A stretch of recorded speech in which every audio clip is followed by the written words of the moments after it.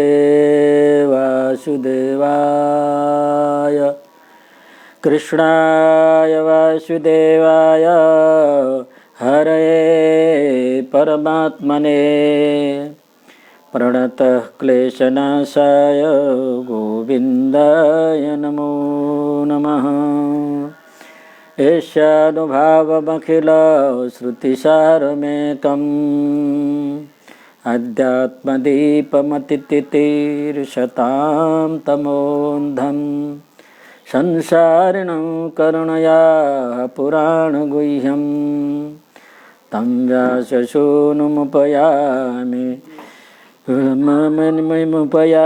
गुरुं मुनीनां व्यासं वसिष्ठनप्तारं शक्ते पौत्रमकल्मषं पराशरात्मकं वन्दे सुखतातं तपोनिधिम्। ओम नमो भगवते वासुदेवाय। द्वितीय स्कंद तृतीय अध्याय 20वां श्लोक 21वां 22, 24, 25 ये इनका व्याख्यान करना है। विशिष्ट व्याख्यान है। बिलेवतोरो क्रमविक्रमान्ये न शृण्वतः कर्णपुटे नरस्य जिह्वा सती दार्दुरिके वसूत न चोपगाय तुरुगाय गाथा। आप भी गाओ। बिलेवतोरो क्रम विक्रमान्ये बिलेवतोरु क्रम विक्रमान्ये न शृण्वतः कर्णपुटे नरस्य श्रृण्वतः कर्णपुटे नरस्य जिह्वा सती दार्दुरिके वसूत जिह्वा सती दार्दुरिके वसूत न चोपगाय तुरुगाय गाथा न चोपगाय तुरुगाय गाथा। बिलेवतः बत उरुक्रम विक्रमान् ए न शृण्वतः कर्णपुटे नरस्य जिह्वा असति दार्दुरिका इव सूत न च उपगायति उरुगाय गाथा।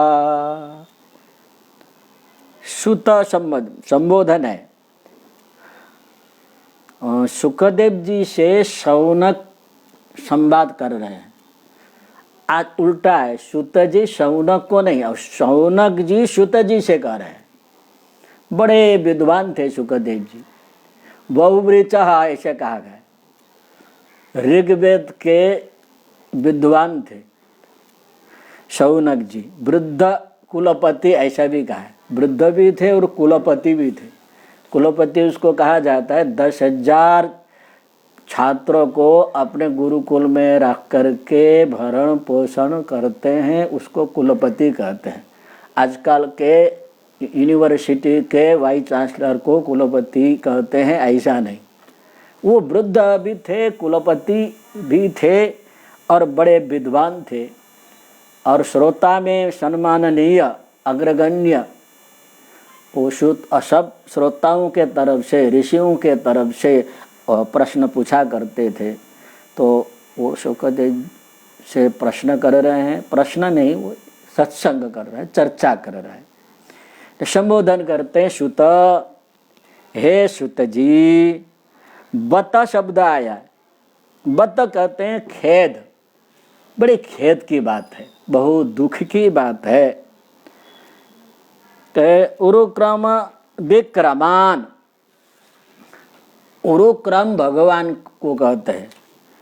उरु माने महान है पराक्रम, ऐसे श्री हरि के विक्रमान माने चरित्रों को, लीलाओं को। उरुक्रम जिनका पराक्रम अद्भुत है, ऐसा अर्थ भी होता है।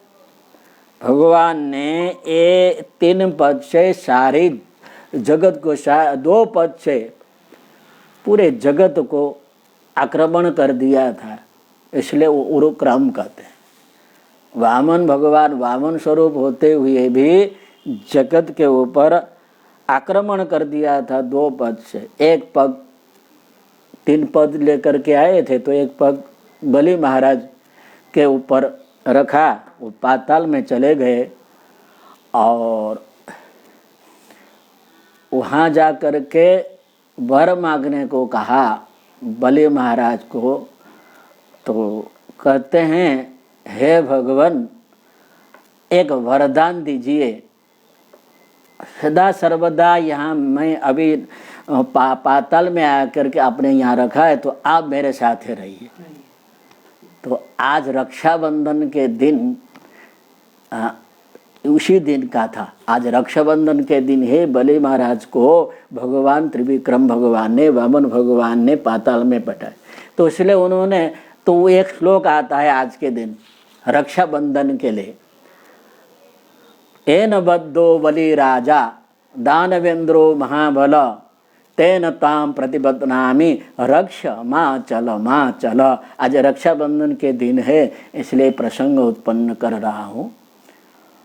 तो एन बद्धो बलि राजा, जिसके द्वारा बलि राजा ने भगवान बने, जिस प्रेम से, भक्ति से, जिस भक्ति सूत्र से भगवान को बांध के रखा है, उसी भक्ति सूत्र से आपको बांध लेता हो। रक्षा, मेरी रक्षा करो, माँ चला जाओ नहीं।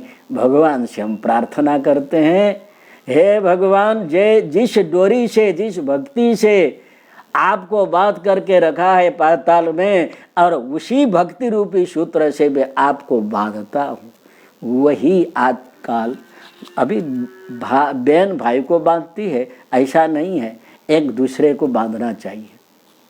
मित्र को बांधे, ब्राह्मण यजमान को बांधे, ऐसा है।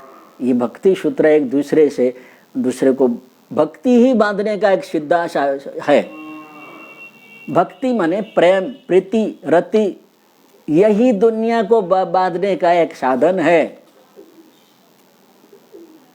इसलिए परंपरा से रक्षाबंधन की परंपरा आ रही है। आज ही एक माने ऐसा उत्सव दिन है, एक दूसरे को प्रेम से बांधे रहे। तो यह रक्षाबंधन का महत्व है, वह आज का ही दिन था। और भगवान ने बलि राजा को पाताल में भेजा और बलि राजा ने वरदान मांगा, आप सदा सर्वदा यहाँ बने रहे। तो यह उरुक्रम, वो उरुक्रम है, बटुक भगवान है। देखने में छोटे हैं पर उनका जो पराक्रम है अद्भुत है। ऐसे उन पराक्रमशाली भगवान श्री हरि के चरित्र को, लीलाओं को न शृण्वतः, शृण्वती, शृण्वतः, शृण्वन्ति, ऐसा वर्तमान काल में श्रु धातु श्रवण अर्थ में द्विवचन का है। शृण्वतः क्योंकि कान 2 है। कर्णपुटे, जो कर्णपुट है, कान विवर है। नरस्य, किसके? नरस्य, मनुष्य के जो कान है वो। ऐसे पराक्रमशाली भगवान उरुक्रम परमात्मा के लीलाओं का न शृण्वता, श्रवण नहीं करते। ये जो कान है वो उरुक्रम बिले, बिल के समान है, सर्प के बिल के समान है। सर्प के रहने के लिए जो बिल है उसके समान, वो भयंकर, जो बिल में हाथ लगाओ तो आप सर्प कट जाएगा। ऐसा ही उसका भयंकर कान है। बराबर, जो भगवान के लीलाओं का श्रवण नहीं करता है, तो वो कहा गया है ना, कान के बारे में किसी शायरी वाला ने बहुत अच्छा कविता की। हवा में सुनी हुई बातों पर यकीन ना करे, हवा में सुनी हुई बातों पर यकीन न करे, कानों के कच्चों के लोग, कानों के कच्चे लोग अक्सर सच्चे दोस्तों को खो जाते हैं। एक दूसरे को विरोध करना हो, झगड़ा कराना हो, एक दूसरे का चुगलखोरी करते हैं। कान में सुना और वो बराबर समझता नहीं है, और उसको सुन करके अपने दोस्तों से भी दुश्मनी करने बैठ जाते हैं। क्योंकि कच्चे लोग होते हैं, कच्चे माने केवल सुनते हैं, यथार्थ समझते नहीं। तो एक जगह दो दंपति थे, एक जगह बड़े प्रेम से रह रहे थे, बड़े प्रेम से, कभी झगड़ा करता देखा नहीं। उन्होंने विचार किया, ये झगड़ा कर रहे हैं और नहीं करते हैं, चलो झगड़ा करा के देखूं। दो माने युवान आपस में चर्चा करने लगे, देखो ये पति पत्नी में जो झगड़ा करते हैं उसको झगड़ा कराएगा तो हम उसको पुरस्कार देंगे, चलो मैं चला जाता हूं। गया, पत्नी के कान में जा करके कुछ बोलता हो, ऐसा कुछ चेष्टा करके चला आया। पति देव ने उस पत्नी को पूछा, जो युवान आके कान में कुछ कह के गया, क्या कह के गया? कुछ नहीं कहा। अरे तो मैं देख रहा हूं और जो बोल रहा है, कुछ बोल के गया तो क्यों झूठ बोलती है? देख मैं कान आंख से देख रहा हूं, बेटा कुछ कहा नहीं, बस कुछ कहा नहीं, हमारे ऊपर तुम शक करते हो। झगड़ा शुरू हो गया, खूब झगड़ा। देखते देखते पुरस्कार लिया। फिर वो लड़का कहने लगा, देखो अभी अभी उनको मिला दूं, आप पुरस्कार दोगे क्या?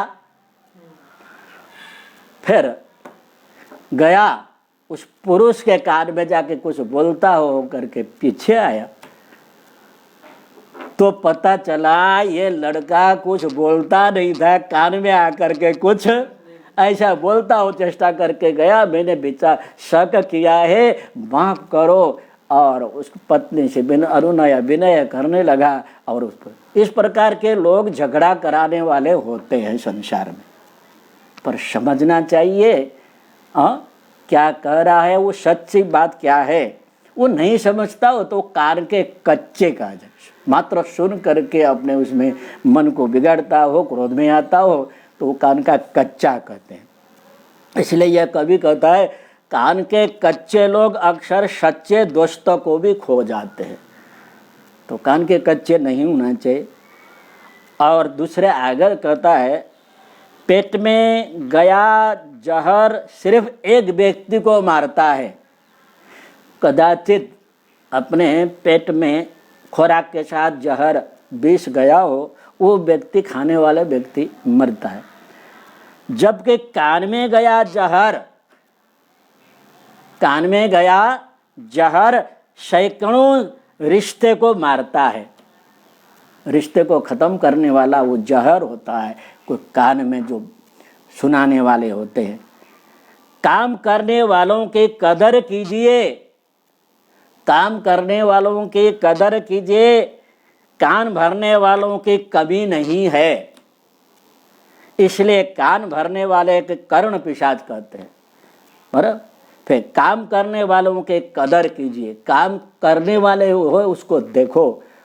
और वो कान भरने वाले बहुत होते हैं, बराबर, तो कान भरने वाले के बात के ऊपर विश्वास न करो। तो वहाँ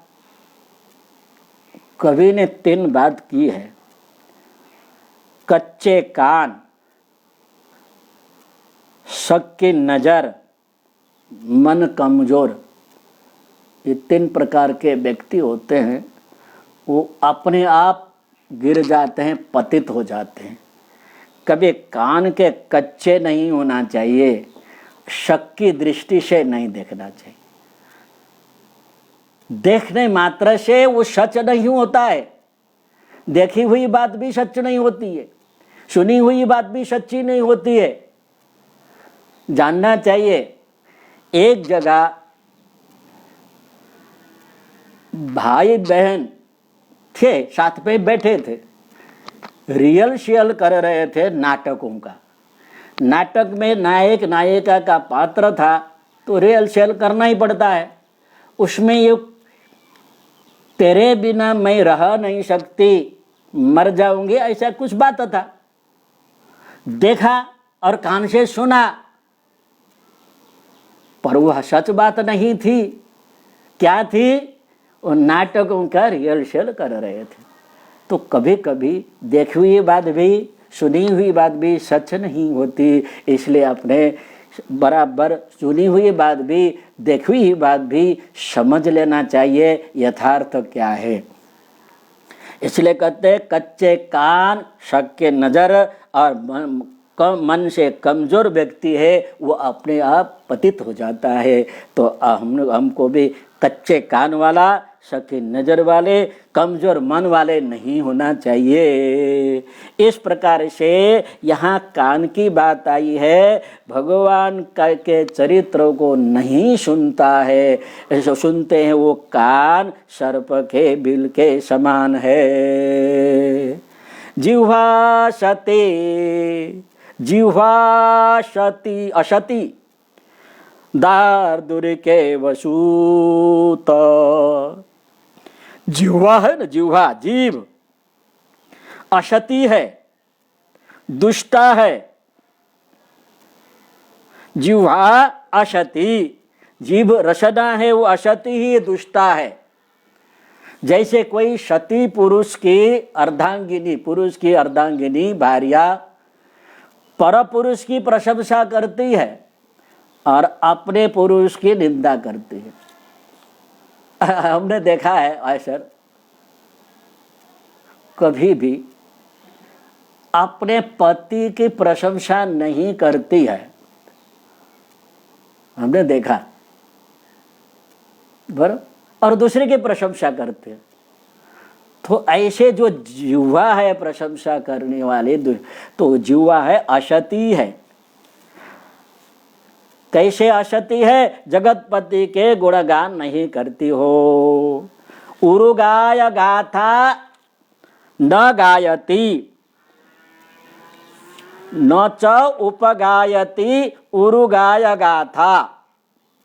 उरुगाय माने जिनका गान खूब है, स्तुति, देवता लोग खूब स्तुति मन करते हैं, प्रशंसा करते हैं, गान करते हैं। ऐसे भगवान की गाथा, कथा को, कथा और गाथा में फर्क है।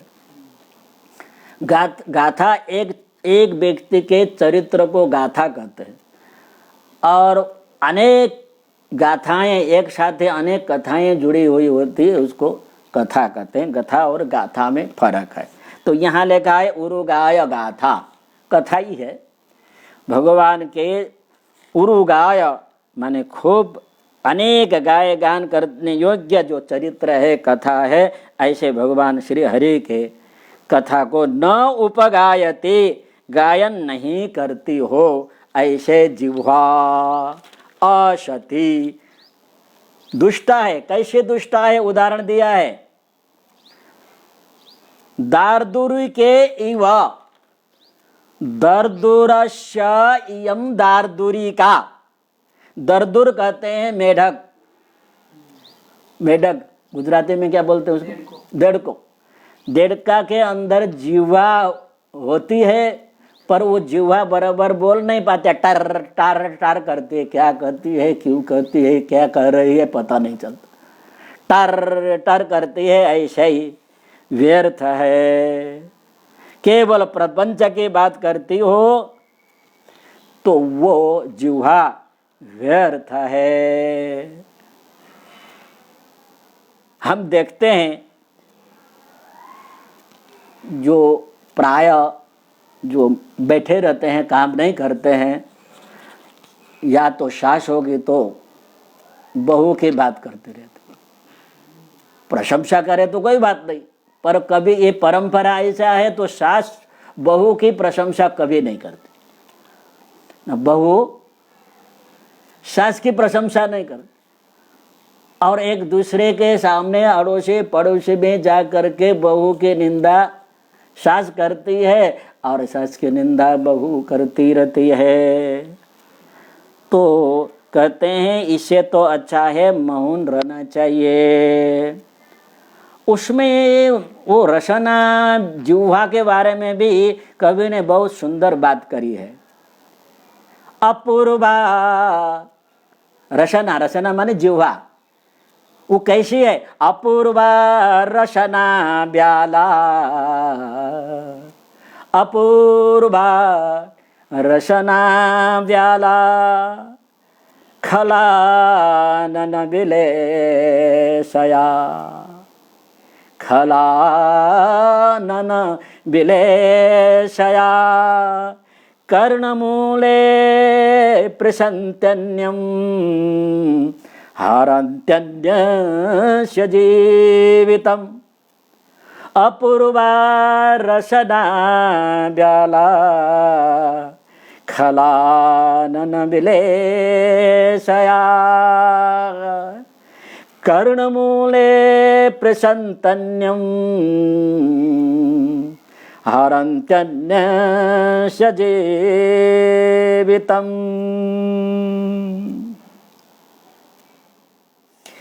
माने दुष्ट और नीच व्यक्तियों की जो जिह्वा है, खलानन विलेशया, खल माने दुष्ट, उनके आनंद, मोख रूपी बिल में शया माने रहने वाली, खल आनन विलेशया, खल माने दुष्ट के, आनंद माने मुख रूपी बिल में शया माने रहने वाली, रसना अनेक प्रकार के स्वाद लेने वाली जिह्वा, ब्याला सर्पिणी है।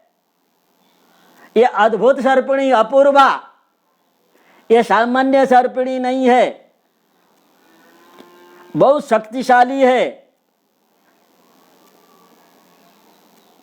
अब कहते हैं अगर जिह्वा जो साप सर्पिणी है वो डस लेती है तो तुरंत मृत्यु हो जाता है, जिसको डसती है तुरंत। उसी प्रकार दूसरों के कर्णमूल को स्पर्श करती है तो उसको भी मार देती है।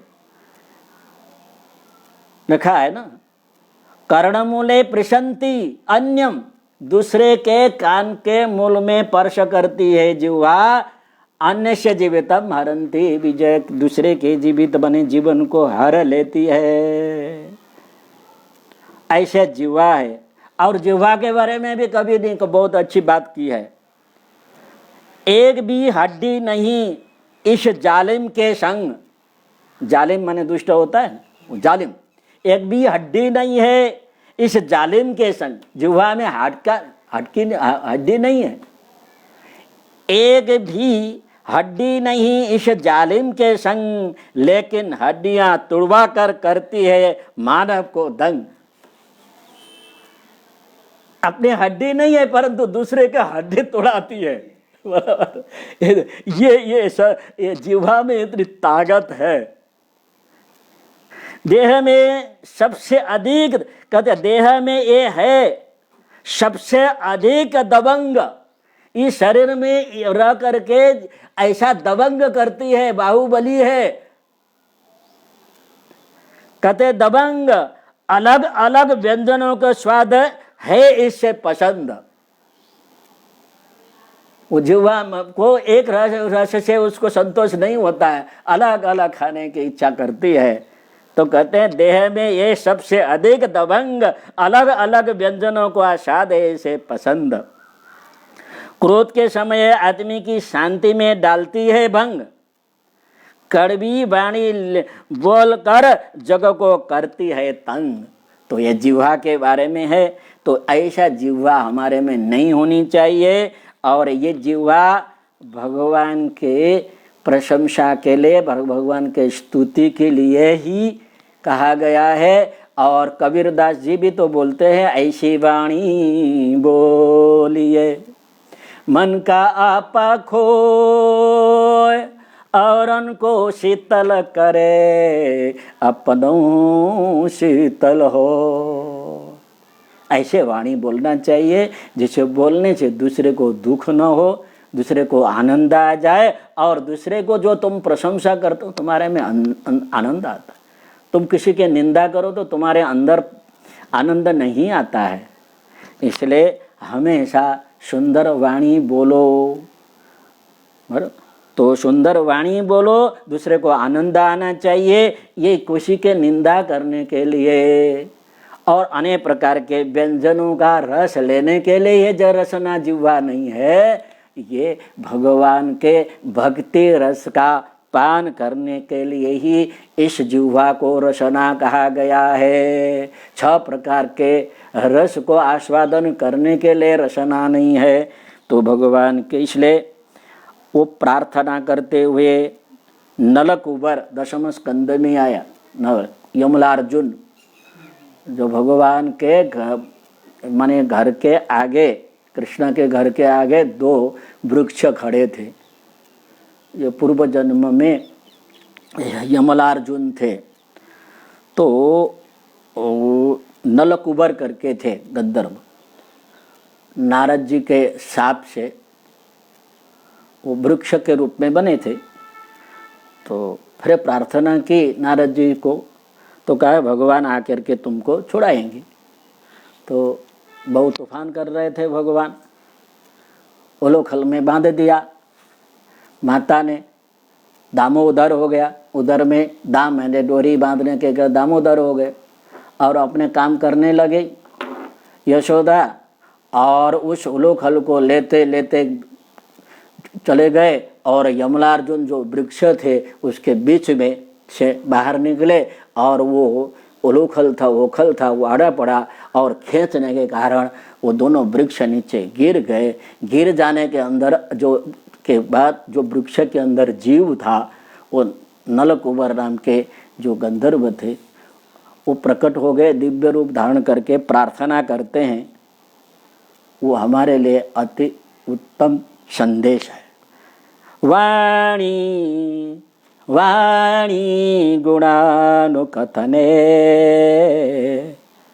वाणी गुणानुकथने श्रवणौ कथायां, वाणी गुणानुकथने श्रवणौ कथायां, हस्तौ च कर्मसु मन तव पादयोर्न, स्मृत्यां शिरा तव निवास जगत् प्रणामे, दृष्टि शतां दर्शनेस्तु भवत्तनूनां।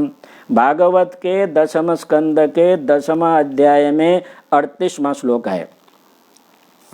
वाणी गुणानुकथने, हमारी जो वाणी है प्रार्थना करते आपके गुणगान करती रहे। श्रवणौ कथायाम, हमारे जो श्रवण है, कान है, आपकी कथा सदा सर्वदा सुनते रहे। हस्तौ च कर्मसु, हमारे जो 2 हाथ है आपके सेवा में आपके कर्म करते रहे। मनः तव पादयोर्नः, जो हमारा जो मन है सदा सर्वदा आपके चरण कर्म कबर में लीन हो। बराबर। मस्तक जो शेर है,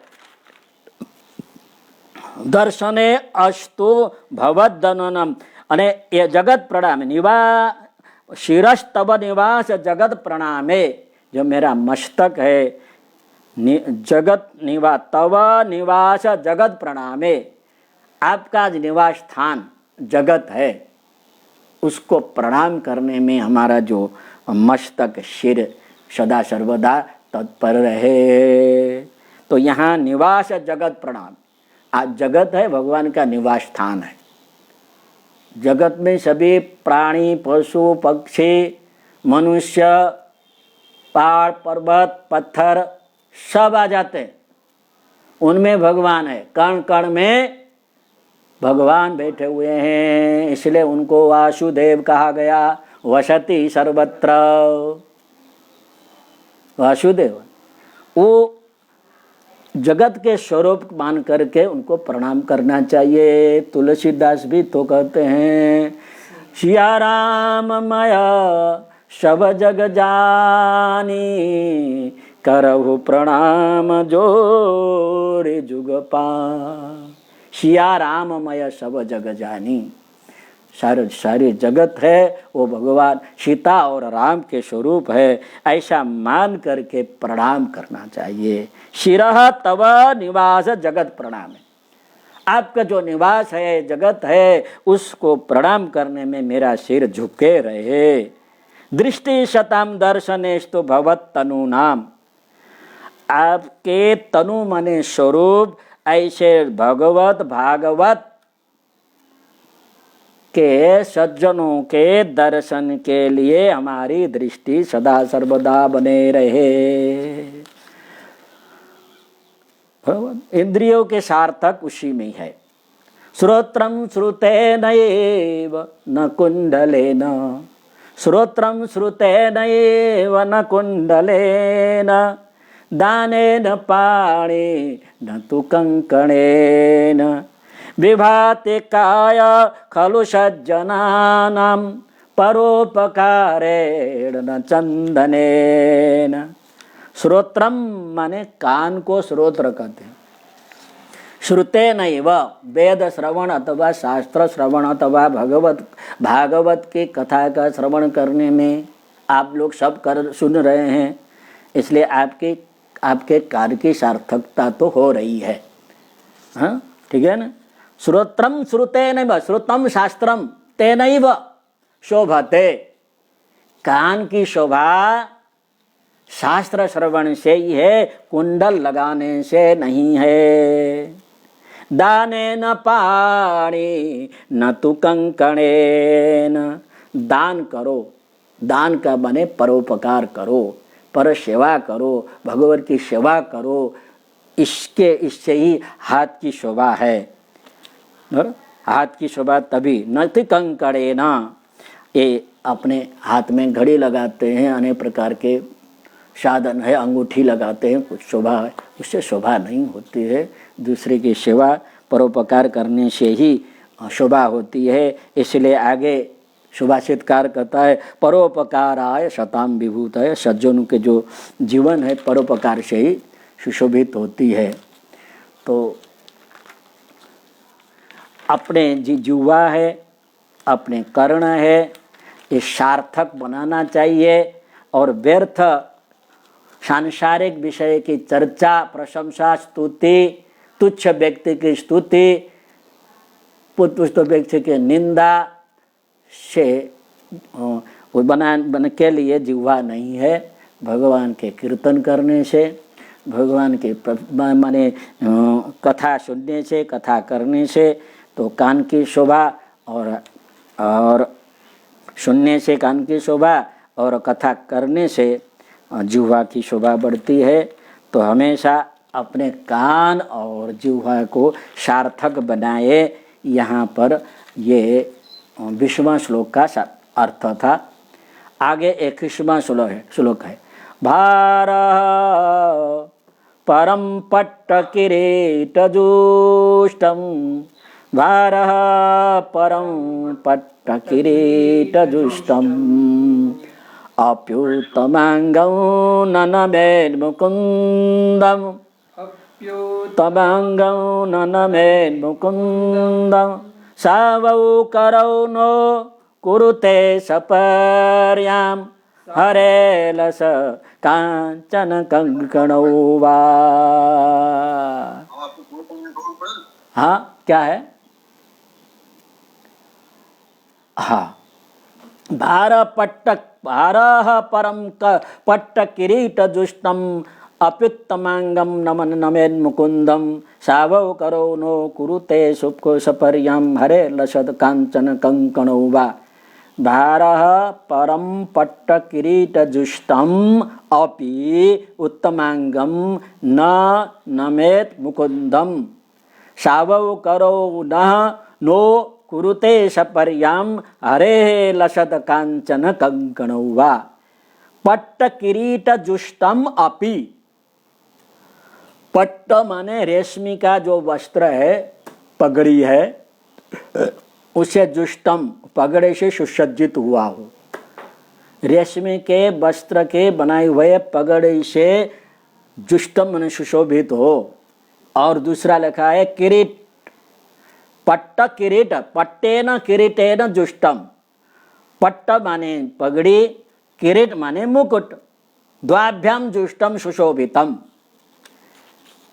रेशमी वस्त्र से बनाई हुए पगड़ी हो और किरीट माने मुकुट हो, उसे भले सुशोभित हो। उत्तमांगम माने मस्तक। न नमेत मुकुंदम, श्री हरि के चरण कमल में झुकता नहीं, वह परम भार, केवल भार रूप है। जिनका मस्तक के ऊपर सुंदर पगड़ी हो, मुकुट हो, पर वो सुशोभित नहीं होते जब तक भगवान के चरण कमल में झुकते नहीं। भगवान के माने भगवान के भक्तों के चरण कमल में भी झुकते नहीं है, सज्जन के चरण कमल में झुकते नहीं है, माता पिता के चरण कमल में झुकते नहीं, बड़ों के चरण कमल में झुकते नहीं है। हमेशा नमन करना चाहिए झुक करके। आजकल नमन में फेर है, बहु नमे नादान। नमन करने के लिए दूर से कहते, दूर से गुरुजी नमस्कार, ऐसा माथा हला करके नमस्कार करते हैं, जैसे दूर से बलद हो ऐसे ऐसे करते हैं घास खाने के लिए। तो ऐसा हो, ऐसा नहीं है। सोलट भी करते हैं ऐसे भी नहीं करना चाहिए। माता पिता के, गुरु के, सज्जनों के चरण में झुकना चाहिए, चरण में स्पर्श करना चाहिए। चरण में स्पर्श इसलिए करते हैं कि भगवान, जो चरण में भगवान का निवास होता है, वहाँ पर मस्तक का स्पर्श होना चाहिए।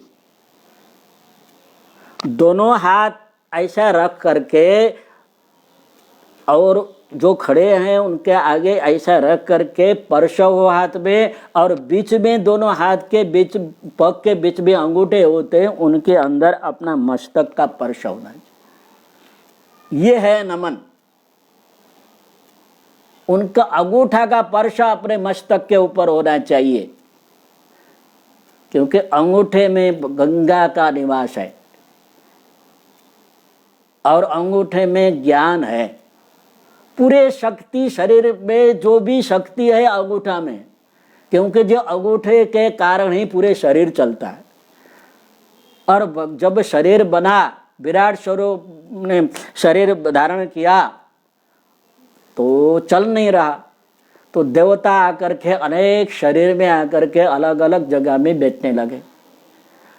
आँख में आकर के सूर्य चंद्र आदि बैठे, नाक में अश्विनी कुमार आके बैठे, इंद्र आकर के हाथ में बैठे, मन में आके चंद्रमा बैठा,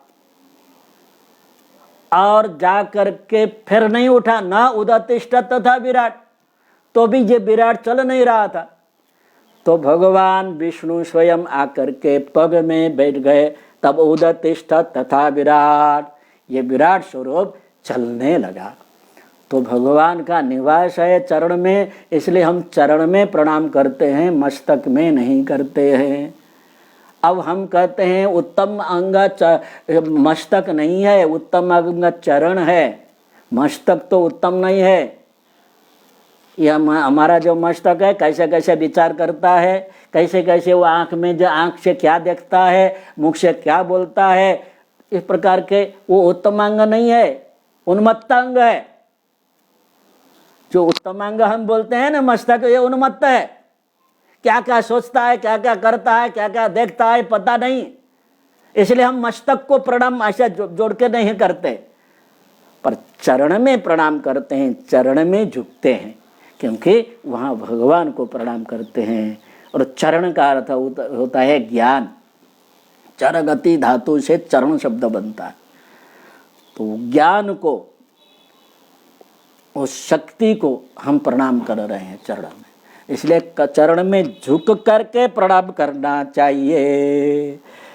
अगर सुंदर मस्तक में पगड़ी हो और मुकुट हो, झुकता नहीं हो, तो वो क्या है, मस्तक सुशोभित नहीं होता।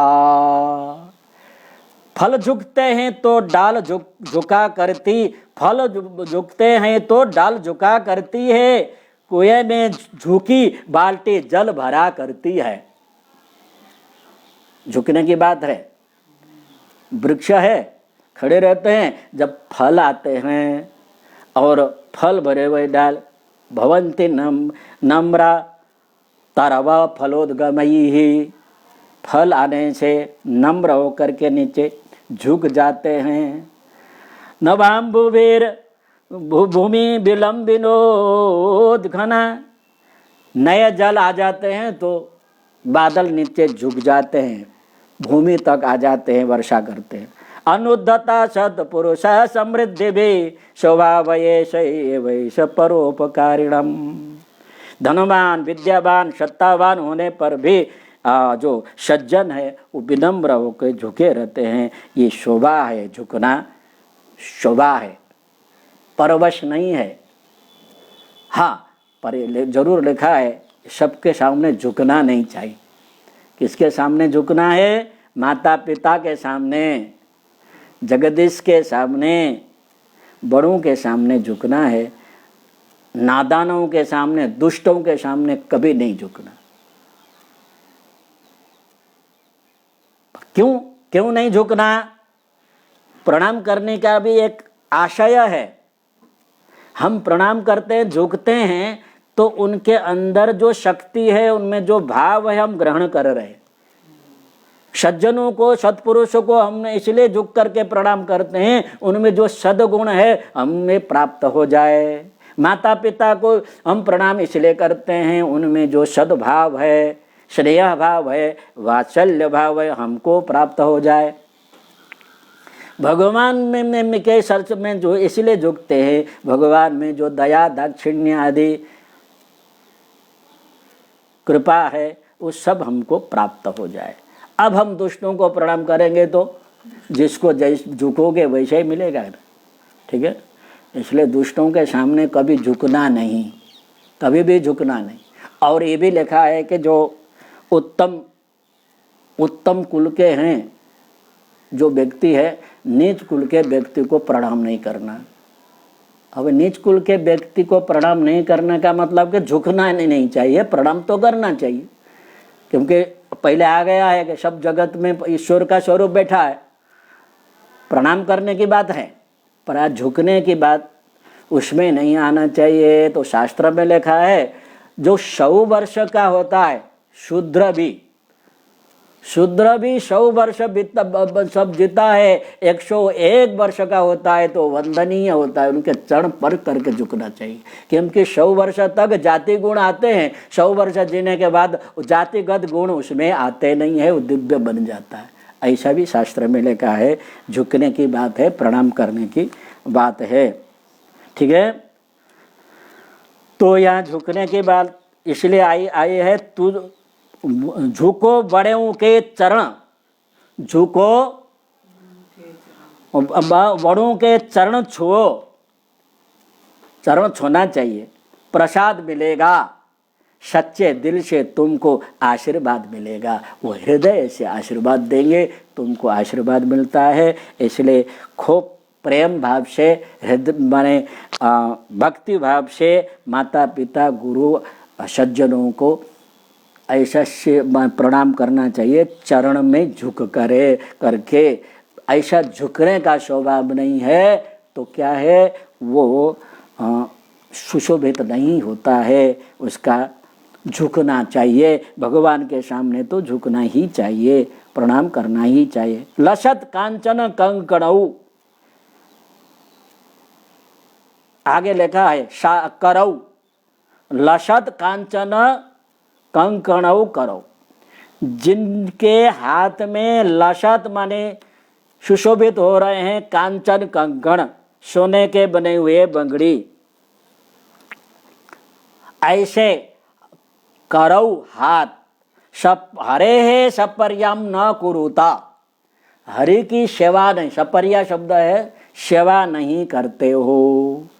हाथ में सुंदर कंकण माने बंगड़ी सुशोभित हो, परंतु हरि की सेवा नहीं करते हो, वो शोभते नहीं है।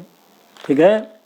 हस्तस्य भूषणम दानम सत्यम, कंठस्य भूषणम श्रोत्रस्य भूषणम शास्त्रम भूषणे किम प्रयोजनम। हाथ का भूषण है दान है, हाथ का भूषण है सेवा है, कंठ का भूषण है सत्य, सत्य बोलो तो कंठ का आभूषण है। श्रोत्रस्य भूषणम शास्त्रम, कान का आभूषण शास्त्र है। भूषण एवं प्रयोजनम, दूसरा अलंकार का कोई प्रयोजन है। तो हाथ के बारे में भी कवि ने बहुत सुंदर बात करी है। हाथ की लकीरें पढ़ने वाले, हाथ के लकीरें पढ़ने वाले पंडित ने मेरे होश उड़ा दिए, कवि बोलता है। हाथ के लकीर को पढ़ने वाले पंडित ने मेरे होश उड़ा दिए। हाथ देखते हैं ना, क्या कहा उसने, मेरा हाथ देखकर बोले, पंडित जी क्या बोलते हैं, मेरा हाथ देख करके बोले तुझे मौत नहीं किसी चाहत ने मारेगी।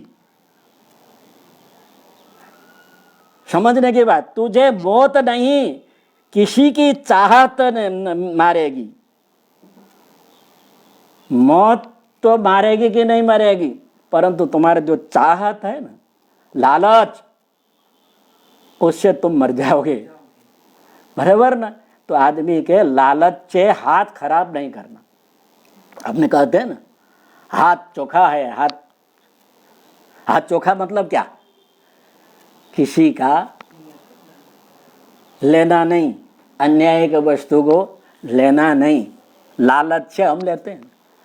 तो ये हाथ, लालच से आदमी मर जाता है।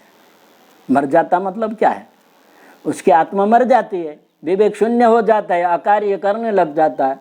तो इसलिए कवि बहुत सुंदर बात करता है, हाथ की लकीरें पढ़ने वाले पंडित ने मेरे होश उड़ा दिए। मेरा हाथ देख करके बोले तुझे मौत नहीं किसी के चाहत मारेगी।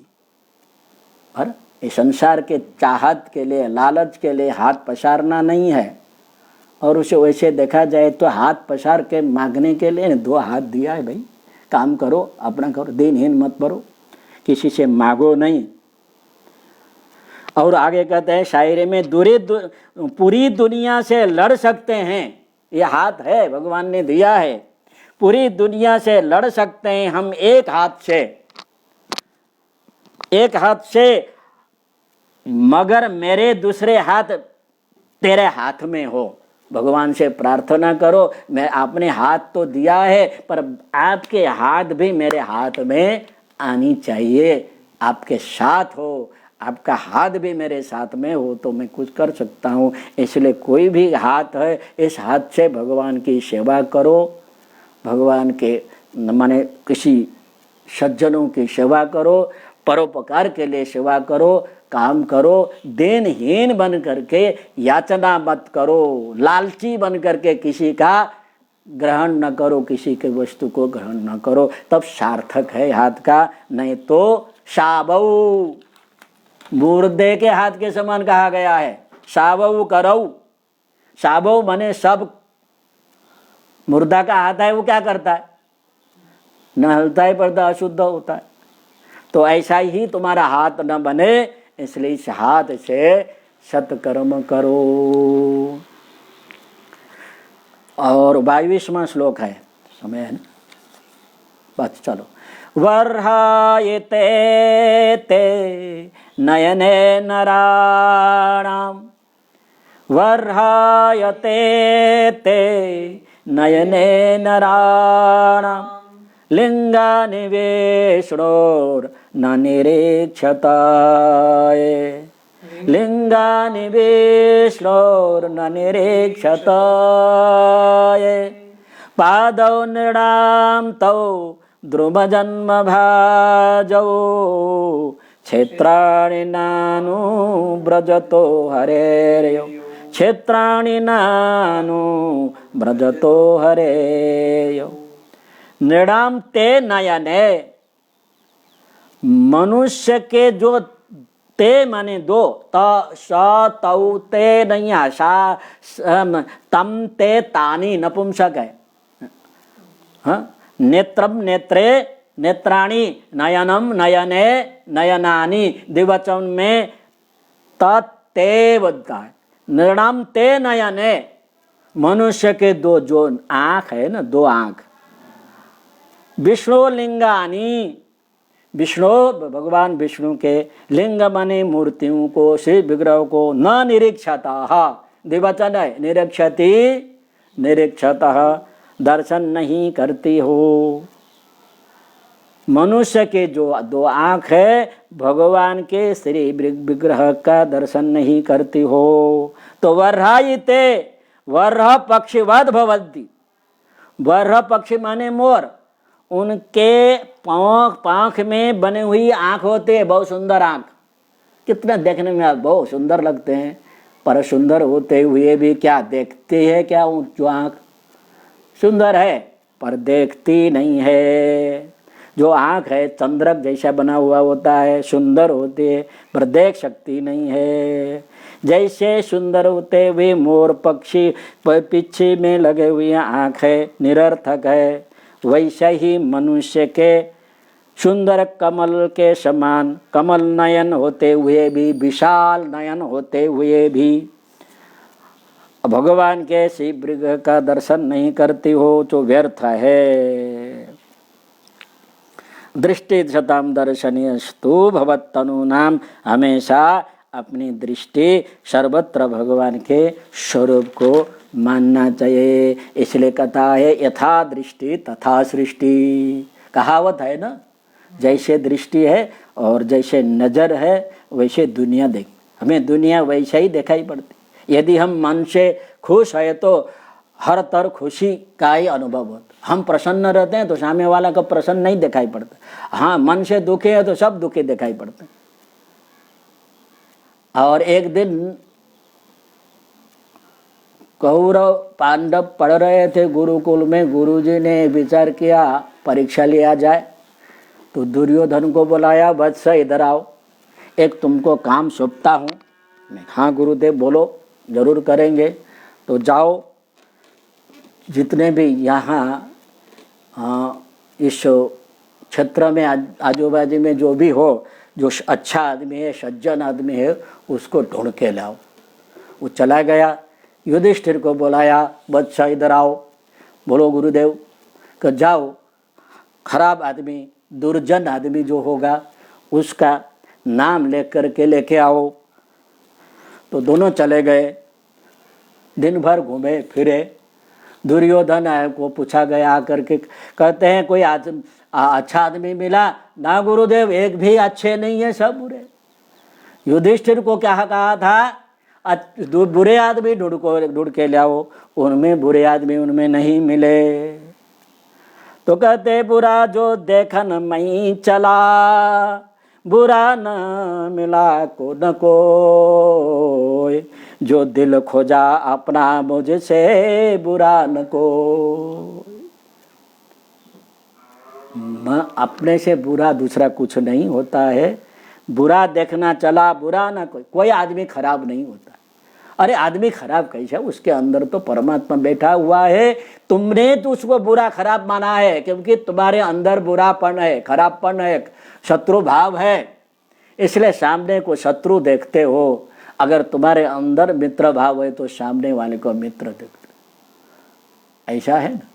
किसी से हम प्यार करते हैं, प्यार माने प्रेम, दोस्ती करते हैं, तो अपने दोस्त के कोई भी दुर्गुण नहीं दिखाई पड़ते, अच्छा ही। तो वो हंसता है तो भी अच्छा लगता है, क्रोध करता है तो भी अच्छा लगता है, गाली देता है तो भी अच्छा लगता है, हाँ?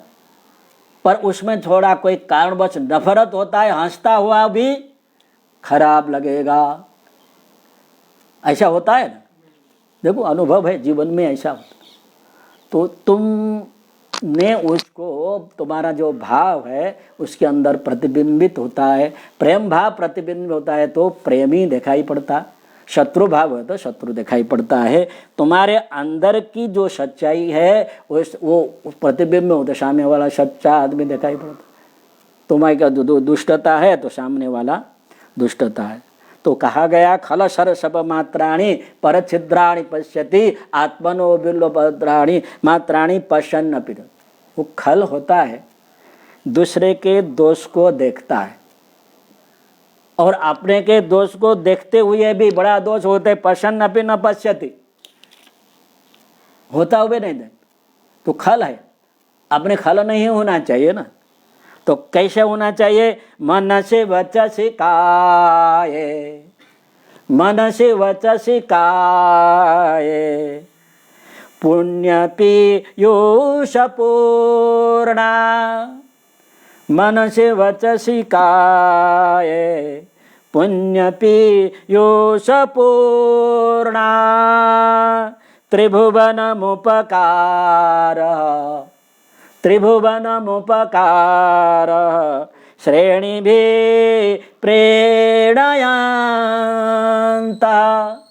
त्रिभुवनमुपकार श्रेणिभिः प्रेणयन्ता परगुण परमाणुन्, परगुण परमाणुन् पर्वती कृत्य नित्यं, परगुण परमाणुन् पर्वती कृत्य नित्यं निज हृदि विकसन्तः, निज हृदि विकसन्तः सन्ति सन्तः कियन्तः, निज हृदि विकसन्तः सन्ति सन्तः कियन्तः। सुभाषित बहुत सुंदर है। मन में, मनसी मन में, वचसी वाणी में, काये शरीर में, त्रिभुवनमुपकार श्रेणिभिः,